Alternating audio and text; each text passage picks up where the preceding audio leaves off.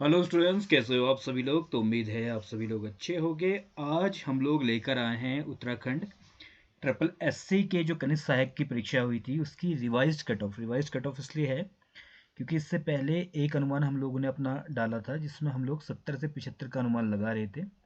लेकिन उसके बाद मेरी बात बहुत सारे बच्चों से हुई है। ऑलमोस्ट मैंने कम से कम 100 से ज़्यादा बच्चों से फीडबैक लिया। ठीक है, 100 प्लस बच्चों से फीडबैक लिया। बहुत बड़ा सैंपल साइज तो हम भी नहीं ले सकते हैं। ठीक। और ये 100 प्लस बच्चे हैं, ये जेन्युइन बच्चे हैं। जेन्युइन बच्चे का मतलब ऐसे हैं कि जिनसे पूछा गया कि भाई आपके कितने आए, तो उनने अपने हिसाब से बताया और इन पर हम ट्रस्ट कर सकते हैं। अदरवाइज़ तो क्या होता है कि यूट्यूब पर आप पोल डाल लो, उस पर क्या होता है कि 1000 2000 बच्चे आते हैं, कोई भी कुछ भी किसी पे भी क्लिक कर देता है। फिर वहाँ से अगर आप चीज़ों को करते हो तो फिर वो थोड़ा मैसी हो जाती है। इसलिए बच्चों से 1 to 1 बात करके इसका पता लगाया है। तो कनिष्ठ सहायक में कितनी कट ऑफ जा सकती है इसका पता लगाने के लिए जाहिर सी बात है सबसे पहली चीज़ होती है आपका प्रश्न पत्र किस टाइप का है। तो प्रश्न पत्र जो है बहुत टफ टाइप का भी नहीं है, बहुत हल्का टाइप का भी नहीं है। ठीक है, लेकिन ये है कि रटा रटाया प्रश्न पत्र नहीं है। ऐसा प्रश्न पत्र नहीं है कि आप परीक्षावाणी पढ़कर चले गए या BS नेगी पढ़कर चले गए और आपका जो सवाल है वो वहीं से 100% पूछ लिया गया। ठीक, उसमें आपको दिमाग लगाना ही पड़ेगा, कितना भी सिंपल क्यों ना हो, दिमाग लगाने वाला था ही था पेपर। ठीक, जैसे कि ये पहला पेपर प्रश्न है, किस पुराण में महर्षि वेदव्यास ने गढ़वाल के 4 धामों का विस्तार से वर्णन किया है।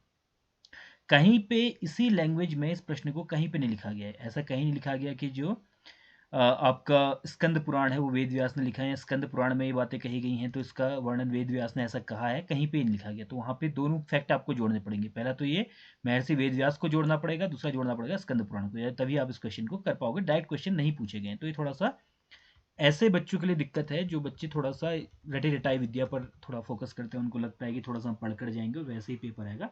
तो उस टाइप का पेपर नहीं था। ये युद्ध स्मारक वाला जो है, ये युद्ध स्मारक भी जिसने बहुत डीप पढ़ा होगा, जिसने पढ़ा होगा कि भाई गैलस्पी थे और बाकी जितने लोग थे जिनने कहाँ कहाँ से आक्रमण किया था।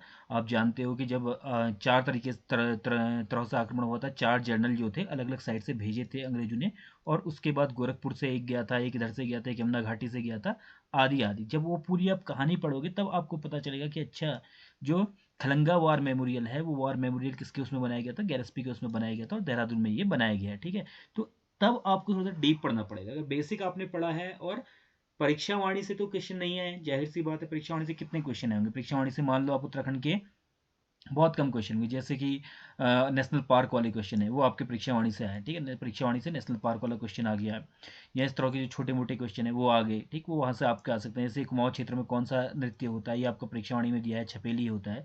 तो इस प्रकार के छोटे मोटे प्रश्न आपके परीक्षा वाणी से हैं। अदरवाइज उत्तराखंड जो है आपका बहुत अच्छी प्रकार का है। जैसे ये वाला है बैठी की होली वाला, ये वही कर सकता है, इसको थोड़ा सा दिमाग लगाओ क्योंकि एप्लीकेशन वाला पोर्शन है।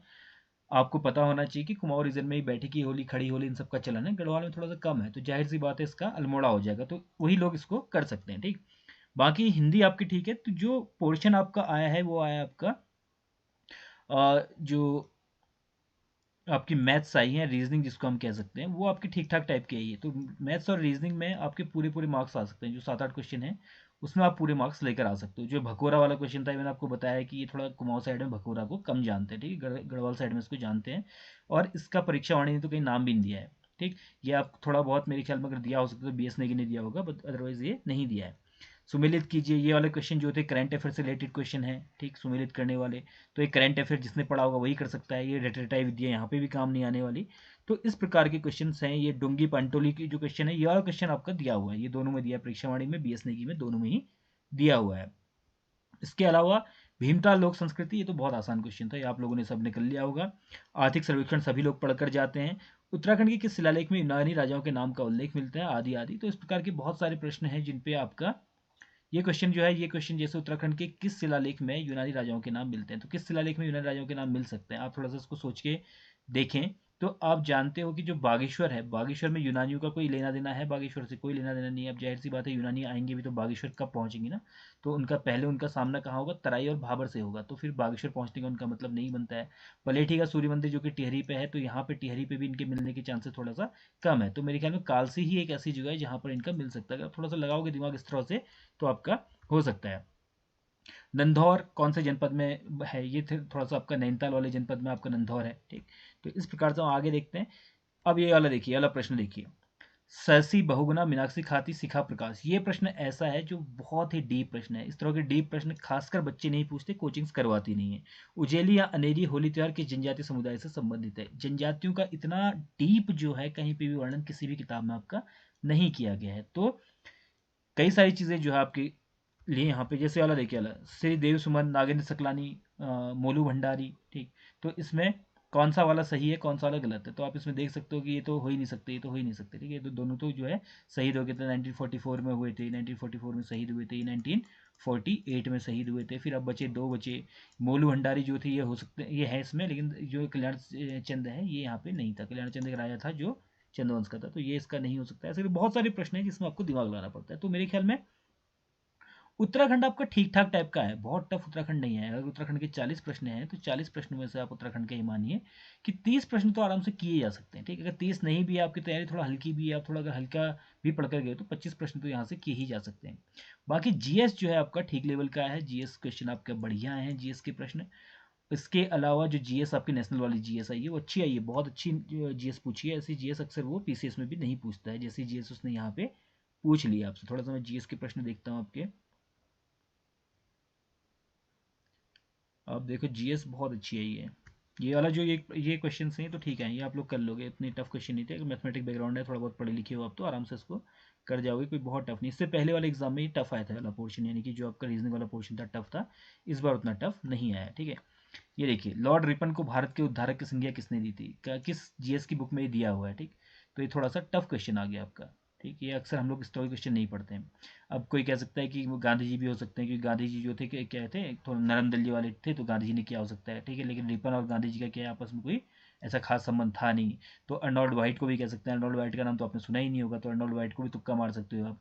मदन मोहन मालवीय जो हैं, इनके ऊपर भी ऐसा लगता है कि भाई ये थोड़ा अंग्रेजों के प्रति उतने ज़्यादा मुखर नहीं थे जितने तिलक थे, तो इनका भी लगा सकते हो। बट इसका सही आंसर है फ्लोरेंस नाइटिंगेल। तो इस प्रकार के प्रश्न आपसे पूछेंगे जो बहुत डीप आपसे उम्मीद करते हैं, ठीक है, बहुत डीप उम्मीद करते हैं कि आपको बहुत डीप नॉलेज होनी चाहिए, हल्की फुल्की नॉलेज से काम नहीं चलेगा। आगे आते हैं, नंदा देवी वंदा देवी आपने कर दिए होंगे। बाबर के आक्रमण के समय विजयनगर साम्राज्य का संस्थापक कौन था? तो बाबर ने कब किया था? बाबर ने किया था आपका 1526 में आक्रमण किया था, 1526 में किया था। उसके बाद बहुत सारे उसने युद्ध युद्ध लड़े थे। तो 1526 में कौन था यहाँ पे? 1526 में उसके बाद यहाँ पे थे कौन? कृष्णदेव राय थे शायद मेरे ख्याल में, तो इसका कृष्णदेव राय सही होगा।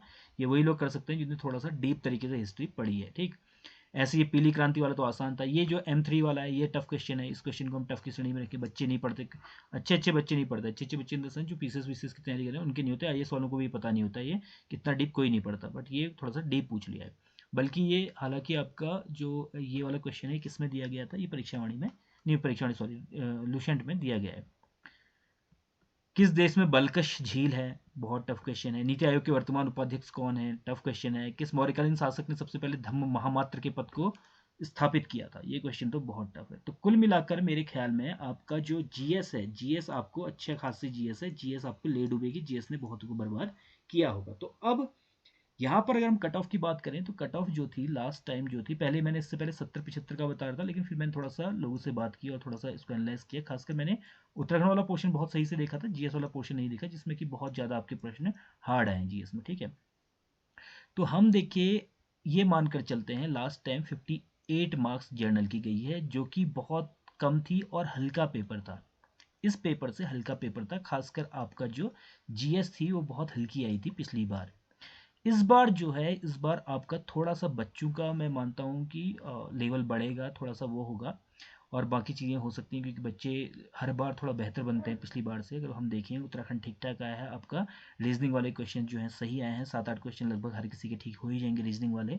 तो यहाँ पे तब भी हम लोग मानते हैं कि यहाँ पे 62 नंबर के आसपास जो है आप अगर लाते हो, अगर 62 नंबर के आसपास आप हो, तो 62 नंबर में आप मेरे ख्याल में सेफ की कैटेगरी में हो, ठीक है। क्योंकि जीएस बहुत महंगा है, जीएस बहुत हार्ड है, जीएस बहुत अच्छा लेवल का आया है। जैसे ये देखिए, ये वाला क्वेश्चन देखिए, ये क्वेश्चन आपका आईएएस में पूछा जाता है, पीसीएस में पूछा जाता है, लेकिन इसने यहाँ पूछ दिया। इस तरह के लंबे स्टेटमेंट वाले क्वेश्चन आपने कब देखे थे ग्रुप सी में ना? इस तरह के क्वेश्चन आपके ग्रुप सी में बहुत कम आते हैं, लेकिन इसमें ऐसे लंबे लंबे स्टेटमेंट्स पूछ दिए। ये वाला क्वेश्चन देखिए आप, निष्पादन प्रक्रिया में निर्देश चक्र का सही क्रम बताइए। जुलाई 2020 में लागू की गई नई परिभाषा के अनुसार सूक्ष्म उपक्रम की परिभाषा दीजिए। क्वेश्चन आपका एसआई में भी पूछा गया था, इससे पहले एसआई में भी इससे रिलेटेड क्वेश्चन था, ये तो नहीं था बट इससे रिलेटेड क्वेश्चन था। तो बहुत टफ क्वेश्चन थे जीएस के, ठीक है। तो ये पानीपत के तीसरे युद्ध में कौन था, ये जो है ने, ये देखिए बालाजी द्वितीय नहीं थे, बालाजी बाजीराव नहीं थे, ठीक है। तो माधवराव प्रथम हो सकते हैं या रघुनाथ राव हो सकते हैं। रघुनाथ राव भी नहीं थे मेरे ख्याल में, बालाजी जी माधवराव प्रथम हो सकते हैं। तो इस प्रकार के प्रश्न पूछे गए हैं जो बहुत टफ टाइप के क्वेश्चन है। तो मेरे ख्याल में अब यहाँ पे हम लोग देखते हैं कि जो जर्नल है, जनरल कैटेगरी की बात करते हैं। पहला है जनरल कैटेगरी। जनरल कैटेगरी में 60 से लेकर 62 तक अगर आप लाते हो तो इसका मतलब है आप सेफ हो, ठीक है। दूसरा लाते हैं इसमें हम EWS को लेकर आते हैं। EWS आपका 58 से लेकर 60 तक है, तो EWS सेफ है। तीसरा लेकर आते हैं हम SC को लेकर आते हैं। SC लगभग आपका 53 से ऊपर अगर है तो सेफ है, थोड़ा कम भी हो सकता है क्योंकि एग्जैक्ट किसको पता है कि कितना जा सकता है, हो सकता है कि 10 नंबर भी कम हो जाए, बट इतना कम होगा नहीं। फिर भी 52-53 के आसपास SC मान के चलिए। चौथा आपका ST आता है। ST लगभग आप 55 के आसपास मान कर चलिए, हो सकता है कि 53 हो जाए, 52 हो जाए, बट फिर भी 52 से 55 के आसपास इसको मान के चलिएगा। 52 से 55 के आसपास इसको मान के चलिएगा। 52 से 55 ये लगभग 50 से लेकर 53 तक इसको मान के चलिएगा। SC ST OBC का देखेंगे तो OBC जो है अपने उसमें ही रहता है, OBC का बहुत ज़्यादा नहीं है, लगभग 59 से लेकर 59-60 के आसपास OBC पहुंचेगा। उत्तराखंड जनरल महिला जो है, उत्तराखंड की जनरल महिलाएं कहाँ पहुंचती हैं, उत्तराखंड की जनरल महिलाएं पहुंचेंगी आपकी 3 से 4 नंबर, कभी कभी 5 नंबर ही कम हो जाते हैं। तो अगर 56 से ऊपर हुए हैं उत्तराखंड महिलाएं तो यहाँ पे सेफ मानी जा सकती हैं, फीमेल, ठीक है। EWS में भी आप लगभग 5 नंबर कम कर दो। 5 नंबर कम करने का मतलब है लगभग 54 के आसपास नंबर अगर लाते हैं आप EWS में तो उत्तराखंड की महिलाएं यहाँ पे सेफ हो जाती हैं। फिर SC जो है, SC का फिर से वही है, SC यहाँ पे थोड़ा सा हम कम मान लेते हैं, यहाँ पे 48 मान लीजिए, 48 से लेकर 53 या 52 नंबर तक आप इसको मान लीजिए, SC महिलाएं मान लीजिए। ST महिलाएं जो हैं, ST महिलाएं आपकी लगभग 50 से 55 के आसपास ST महिलाएं मान लीजिए। पुरुषों की जहाँ 52 से स्टार्ट हो रही है, इनकी 50 से मान लीजिए। बाकी फिर आपका जो OBC है, OBC की महिलाओं का फिर से आप 56 या 57 नंबर से मान लीजिए, 57 से 60 के बीच में इनको मान लीजिए। तो कुल मिलाकर ये रहने की उम्मीद है और मुझे लगता है कि इसकी ज़्यादा नहीं जाएगी, क्योंकि देखिए पिछली बार क्या था, पिछली बार बहुत अलग कंडीशन थी फिर भी 58 गई थी, ठीक है। तो इस बार हो सकता है कि इतनी चली जाए, एक रिवाइज्ड कट ऑफ है और मुझे लगता है कि इतनी जानी चाहिए, 60 नंबर के आसपास आपका सिलेक्शन हो जाना चाहिए, 60 नंबर काफ़ी है इसमें, ठीक है। जीएस को देखते हुए बाकी उत्तराखंड जो था अच्छा ठीक ठाक उत्तराखंड है। अगर जिसने बहुत डीप पढ़ाई की, BS नेगी को अच्छे से पढ़ रखा है तो उसके लिए होगा मेरे ख्याल में BS नेगी। इसीलिए मैं आपसे कहता हूँ पढ़ना, अच्छी किताब है और बहुत टाइम खाती है, ठीक। तो बाकी चीज़ें जो हैं कि कोचिंग्स पे बहुत ज़्यादा भरोसा करने की ज़रूरत नहीं है। अब कोचिंग्स पे अगर आप विश्वास करते हो तो वो विश्वास का आपको कोई फ़ायदा नहीं मिलने वाला। कोचिंग्स के साथ दिक्कत है। और दूसरी जो मेन प्रॉब्लम है मेरे ख्याल में, वो किताबों को भी आपको रिवाइज करने की ज़रूरत है, किताबों को बदलने की ज़रूरत है। सेल्फ स्टडी अधिक से अधिक कीजिएगा और इसके अलावा कोई डाउट है तो आप कमेंट बॉक्स में पूछ सकते हैं। जल्दी मिलेंगे नई वीडियो।